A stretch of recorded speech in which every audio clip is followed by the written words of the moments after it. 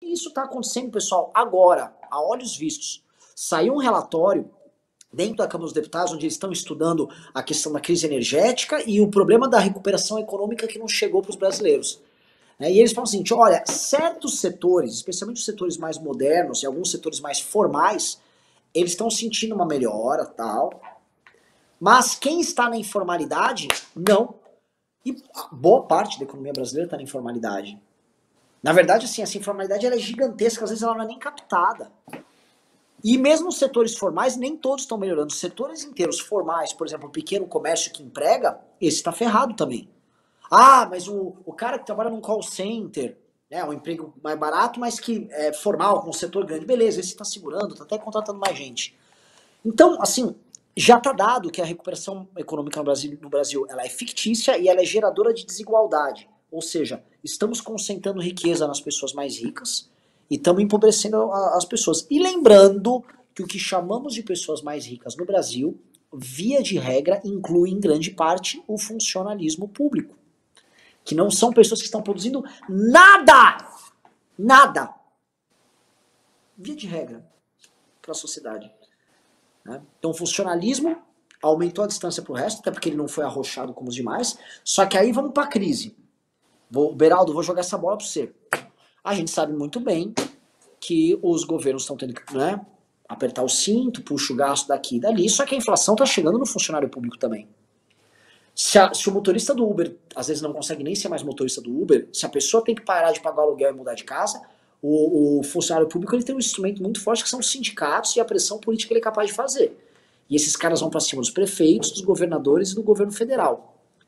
Como é que isso vai funcionar, Beraldo? Porque assim, tem essa bomba aí que está surgindo. Você chegou a mencionar os professores agora há pouco e esse alerta está aceso.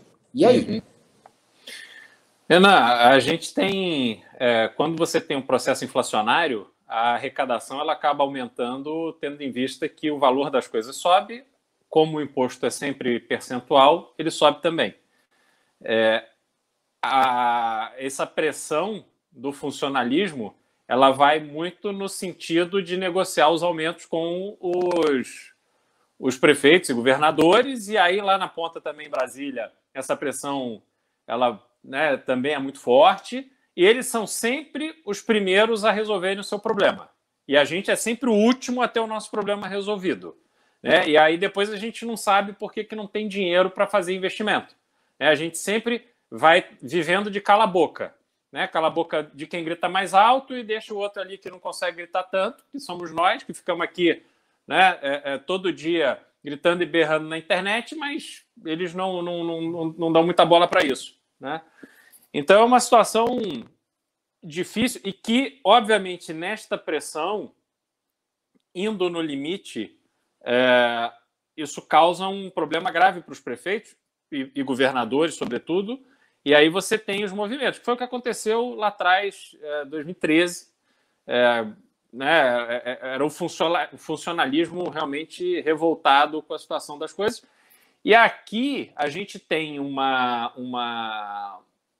agravante de que, como o mercado de trabalho... Assim, o sistema do Brasil é muito perverso. Você tem um mercado de trabalho com alto índice de desemprego, caro para contratar, e aí você tem uma perspectiva das pessoas que elas têm que se abraçar na boia do funcionalismo público. Aí fica aquela pressão para ter novos concursos, não sei o quê, e a gente não sai dessa mentalidade de que o concurso público é para resolver minha vida.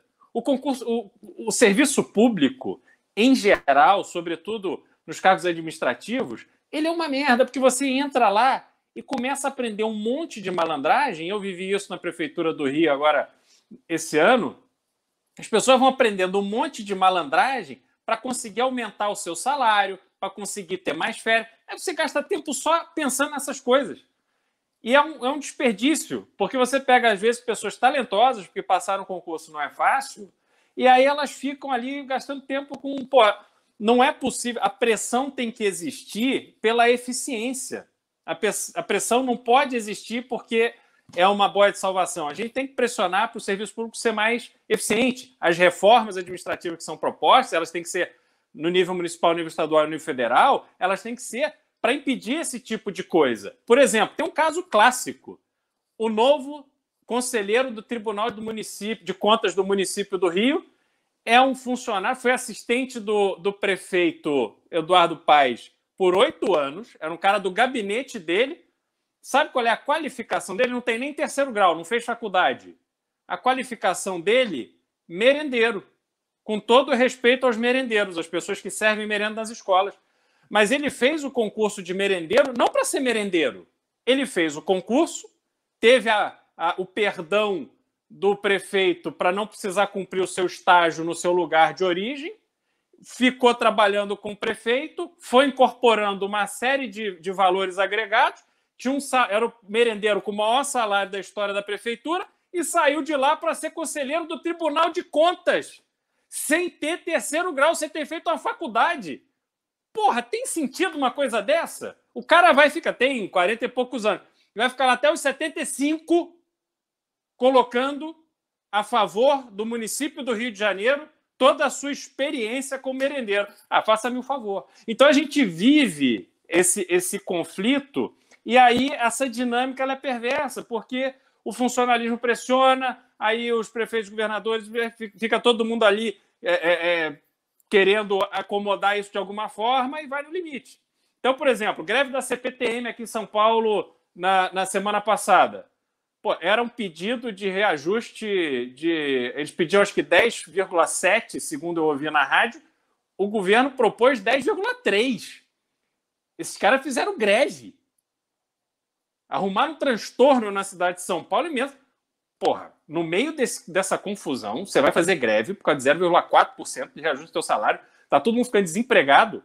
Você ainda está tendo a bênção de ter 10% de reajuste. Vai achar ruim fazer greve? Faça-me um favor. Então, esses movimentos, eles trazem muito também esse cunho político. Né? Essas coisas meio absurdas que vão acontecendo, elas têm muito esse background político. E aí isso vai alimentando a desestabilização.